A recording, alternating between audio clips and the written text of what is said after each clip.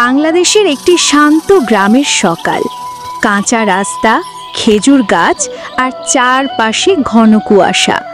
সেখানেই থাকে গরিব মেয়ে জান্নাত। প্রতিদিন জান্নাত ছোট্ট ব্যাগ কাঁধে নিয়ে স্কুলে যায়। চারপাশে সবুজ ধান ক্ষেত, আর গ্রামের ছেলেমেয়েরা একসাথে পথে হাঁটে। স্কুলে গিয়েও জান্নাত বন্ধুদের সাথে হাসি আনন্দে মেতে থাকে। তবে সে সবসময় সবাইকে একটি কথা বলে, তোমরা সবাই মায়ের সেবা করো, যত্ন করো।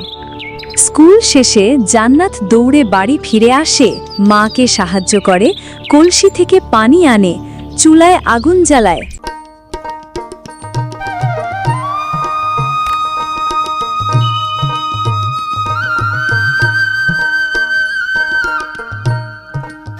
মায়ের ক্লান্ত মুখ দেখে জান্নাত তার হাত ধরে সাহস দেয়।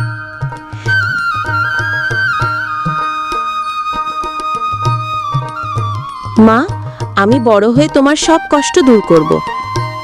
জান্নাতের মমতা দেখে গ্রামবাসী তাকে প্রশংসা করে। গরিব হলেও জান্নাত সবার জন্য আদর্শ।